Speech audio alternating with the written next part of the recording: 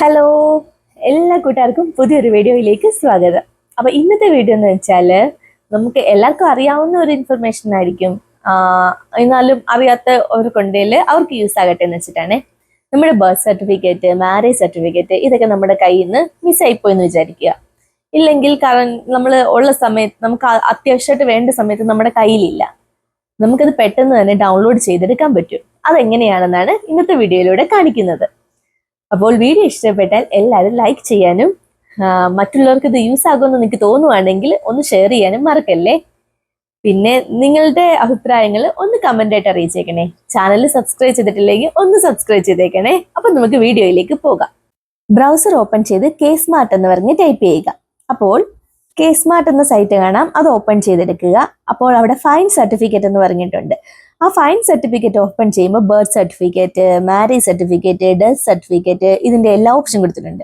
അപ്പോൾ നമ്മൾക്ക് വേണ്ടത് മാരേജ് സർട്ടിഫിക്കറ്റ് ആയതുകൊണ്ട് നമ്മൾ മാരേജ് സർട്ടിഫിക്കറ്റ് എന്ന് സെലക്ട് ചെയ്യുക.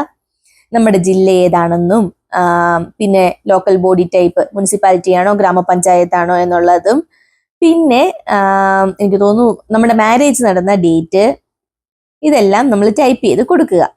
നമ്മൾ നമ്മുടെ മാരേജ് നടന്ന ഡേറ്റ് ഓഫ് മാരേജ്, അപ്പം ഡേറ്റും ഏത് മാസമാണെന്നോ ഏത് വർഷമാണെന്നോ ഉള്ളതെല്ലാം ടൈപ്പ് ചെയ്ത് കൊടുക്കുക.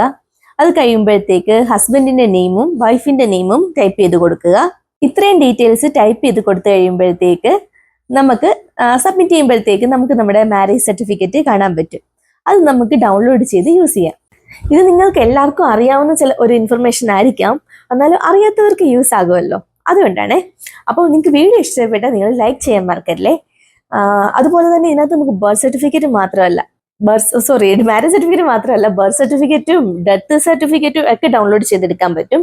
നമ്മുടെ കയ്യിലില്ല, മിസ്സായി പോയി എന്നൊന്നും ഭയപ്പെടേണ്ട ഒരു ആവശ്യവും ഇല്ല. അപ്പം ഞാൻ മാരേജ് സർട്ടിഫിക്കറ്റ് ഡൗൺലോഡ് ചെയ്തെടുത്ത് സെയിം ഇങ്ങനൊരു പേപ്പർ കിട്ടുക.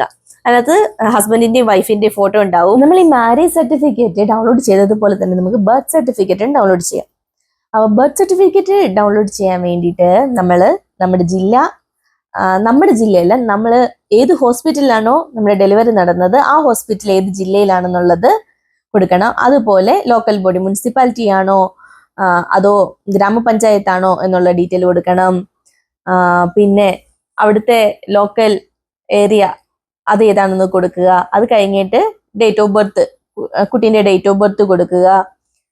കുട്ടീൻ്റെ അമ്മയുടെ പേര് കൊടുക്കുക. ഇത്രയും ഡീറ്റെയിൽസ് കൊടുത്ത് സബ്മിറ്റ് ചെയ്യുമ്പോഴത്തേക്ക് നമുക്ക് ബർത്ത് സർട്ടിഫിക്കറ്റ് കിട്ടും. അതും ഈസി ആയിട്ട് നമുക്ക് ഇതുപോലെ തന്നെ ഡൗൺലോഡ് ചെയ്തിട്ട് നമുക്ക് യൂസ് ചെയ്യാൻ പറ്റും. നമ്മുടെ കയ്യിൽ നിന്ന് മിസ്സായി പോയോന്നൊന്നും നമുക്ക് ഭയപ്പെടേണ്ട. അപ്പോൾ അടുത്ത വീഡിയോ ആയിട്ട് വേഗം തന്നെ വരാം. ബൈ.